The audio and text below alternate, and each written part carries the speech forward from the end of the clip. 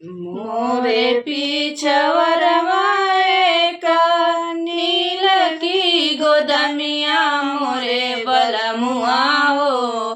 नीलिया में चुनरी दरंगाई मोरे बलमुआ हो। नीलिया में चुनरी दरंगाई मोरे बलमुआ हो।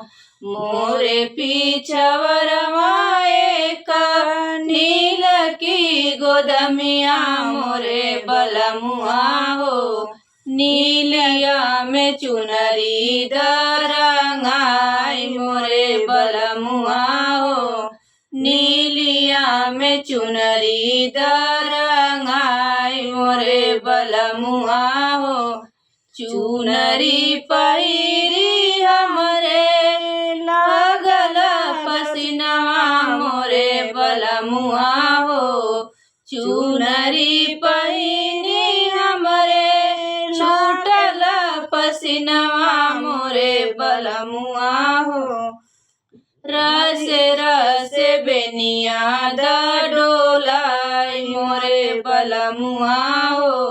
रस रस बेनिया द डोलाई मोरे बलमुआ हो।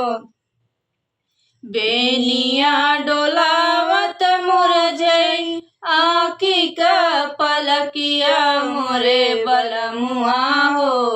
बेनिया डोलावत मुरझई आँखी का पलकिया मोरे बलमुआ हो। पटना से बैदाद बोलाए मोरे बलमुआ हो। पटना से बैदाद बोलाए मोरे बलमुआ हो। मेहर भाइन जियरा का जंजाल मोरे बलमुआ हो। पटना का बैदा मांगई 7 लाख रुपया मोरे बलमुआ हो। पटना का बैदा मांगई 7 लाख रुपया मोरे बलमुआ हो। मेहर भाइन जियरा का जंजाल मोरे बलमुआ हो। मेहर भाइन जियरा का जंजाल मोरे बलमुआ हो।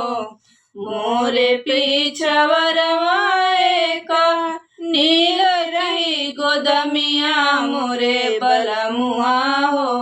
नीलिया में चुनरी दरंगाई मोरे बलमुआ हो। नीलिया में चुनरी दरंगाई मोरे बलमुआ हो।